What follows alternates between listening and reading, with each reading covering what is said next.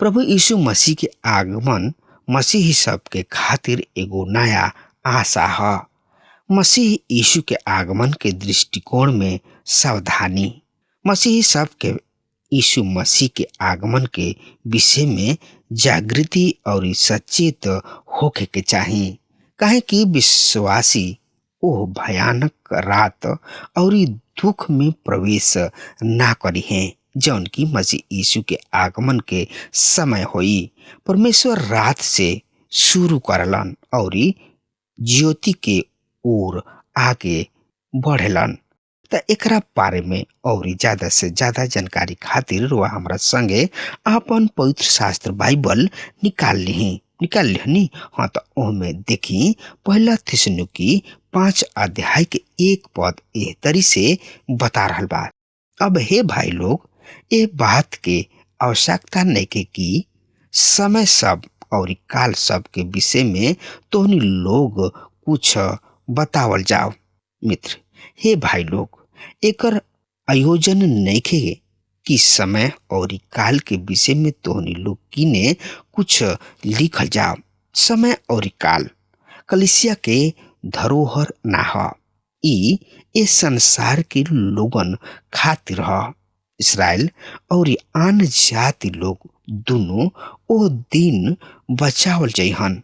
कलीसिया आदमी खातिर देख रहल बिया, ना कि समय और काल के ओर। समय खातिर यूनानी भाषा में क्रोनोस शब्द के इस्तेमाल कइल गइल बा। ऐसे अंग्रेजी शब्द क्रोनोलॉजी आइल बा।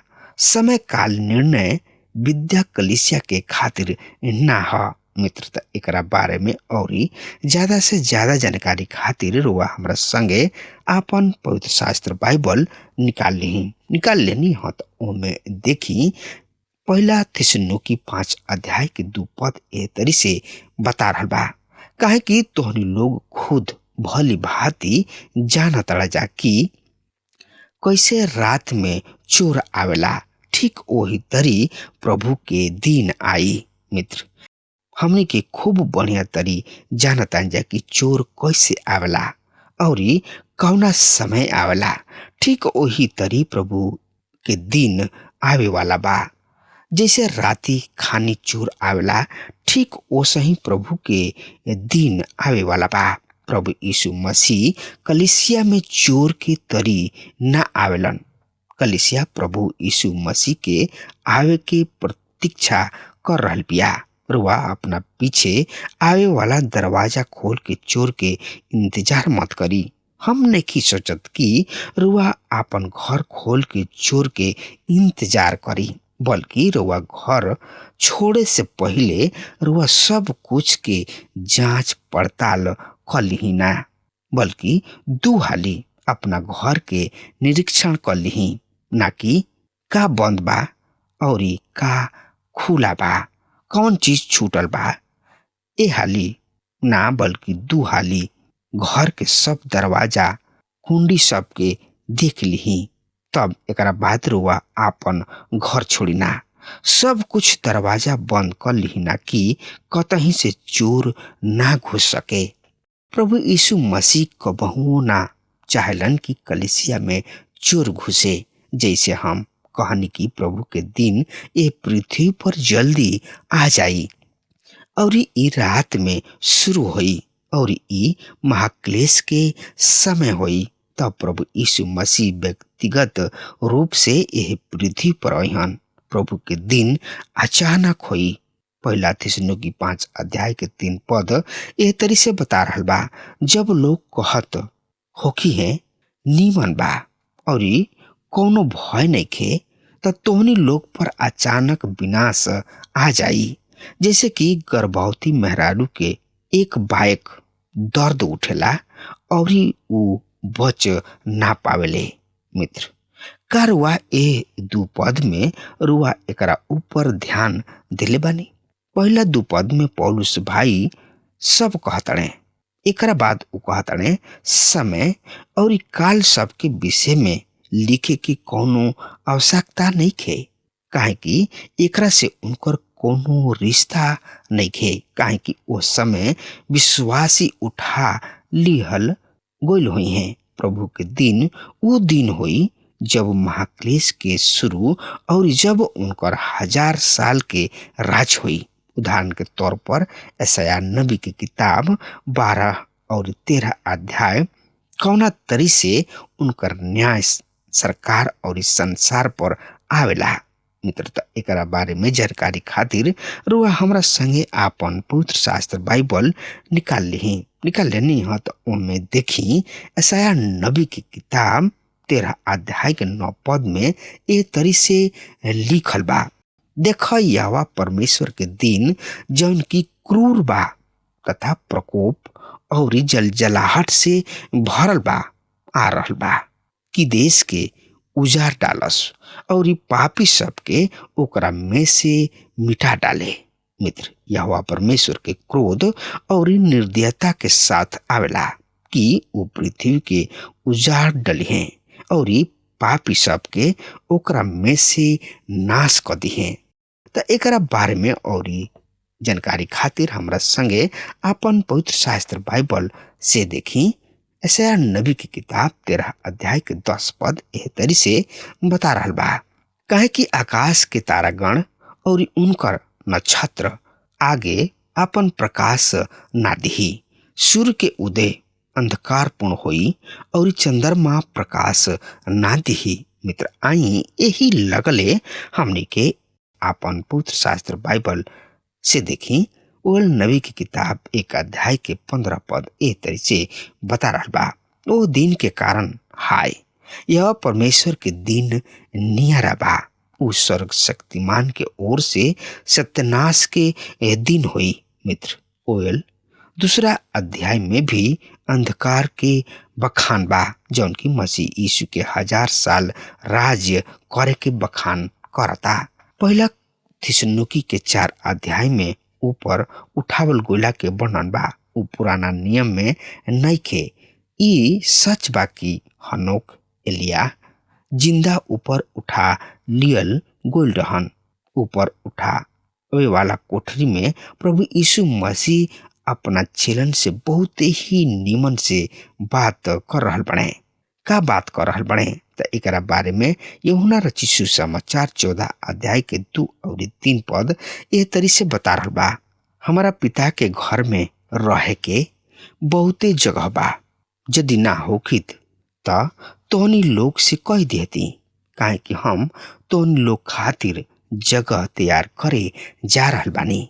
3 पद, और यदि हम जाके तोहनी लोग खातिर जगह तैयार करी तब फिर आके तोहनी लोग के अपना कीने ले जाइब कि जहाँ हम बानी वहाँ तोहनी लोग भी रह जा।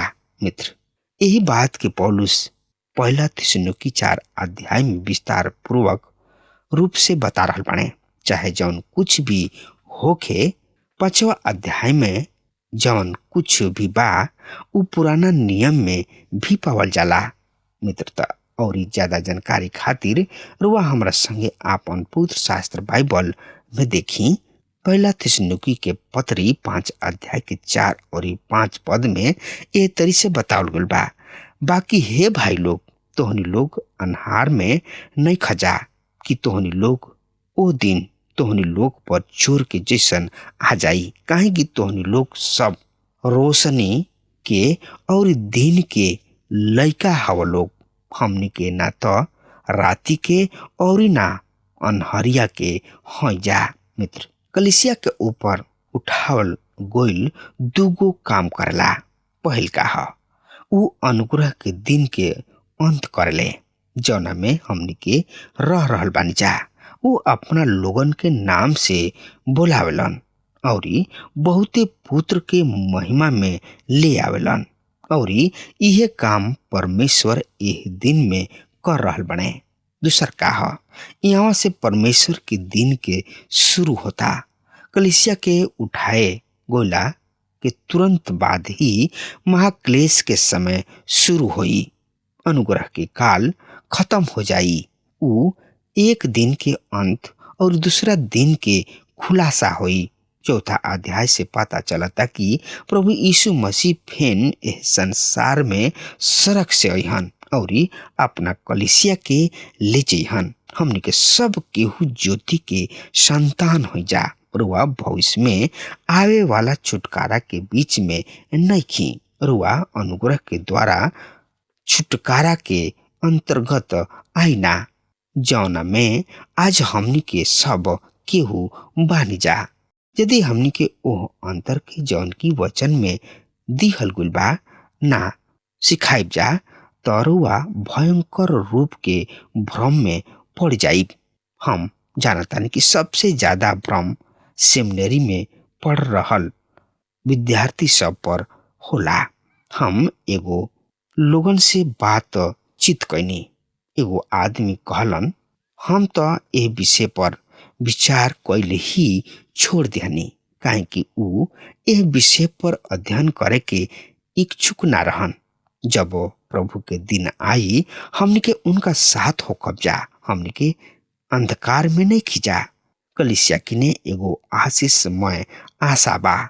हमने के प्रभु के आइल महिमामय रूप से होई, जौन की ऊ हमनी के महान उद्धारकर्ता हवे। अब पौलुस आगे कहताने तो का कह रहल बने, एकरा बारे में जानकारी खातिर वह हमरा संगे आपन पवित्र शास्त्र बाइबल निकाल लेनी ह। तो उनमें देखी पहला थिस्सलुनीकी 5 अध्याय के 6 पद एह तरी से बता रहल बा, अतः हमनी के दूसरा के समान सुतल ना रह जा, पर सजग और सतर्क रह जा मित्र।